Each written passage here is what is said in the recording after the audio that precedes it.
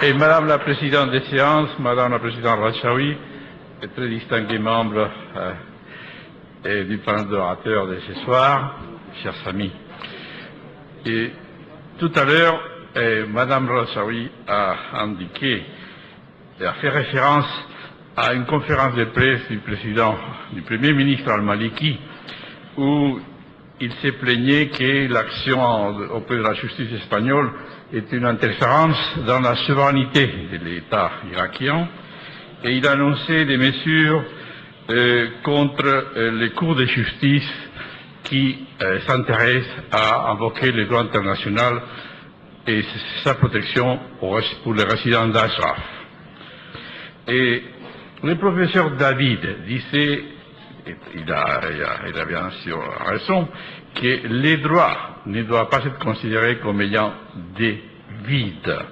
Et c'est le rôle des cours de justice, justement, d'empêcher que ces vides soient reconnus, ils ont l'obligation d'appliquer les droits, et ce n'est pas ce que nous disons le non-liquide, c'est-à-dire dire je n'ai pas de droit à appliquer ici. Il y a toujours des principes généraux du droit. Or, là, à Ashraf, des crimes ont été commis.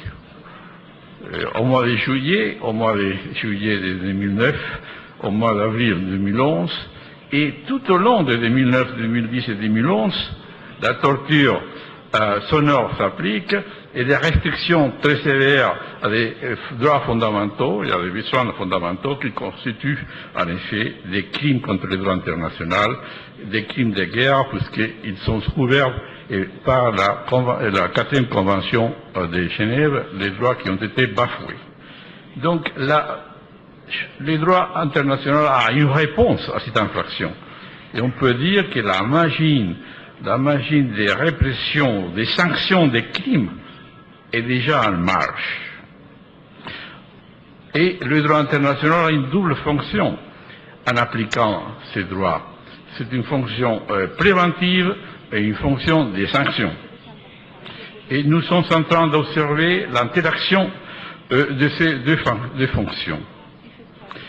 Et le Premier ministre de l'Irak a réagi, bien entendu, à la deuxième fonction, parce que la Cour espagnole a accepté de considérer comme accusés déjà 3 généraux de l'armée irakienne formés et instruits par l'armée des États-Unis, et le comité dit pour fermer Ashraf, qui dépend directement du Premier ministre, M. Al-Maliki, et la dernière plainte a été également adressée à l'encontre de M. Maliki lui-même, bien entendu, puisqu'il est couvert par l'immunité de sa fonction, et la recherche, l'instruction va se poursuivre également à son égard, mais la Cour s'abstiendra de prendre aucune mesure aussi longtemps qu'il sera couvert par cette immunité de sa fonction. Mais cette immunité ne sera pas éternelle, bien entendu. Or, les droits lui-même donnent la réponse aux questions qui ont été soulevées par M. Maliki. La Charte des Nations Unies, pour ce qui concerne la souveraineté, ne reconnaît pas la souveraineté d'aucun gouvernement pour commettre des crimes contre le droit international. C'est donc dans la Charte elle-même que se trouve la réponse à cette boutade de M. Al-Maliki. Et en ce qui concerne la reconnaissance de la compétence des cours internationales, je dois dire, à l'honneur du droit et de son application, que déjà une cour nationale française a reconnu le droit à la résistance des représentants d'Ashraf.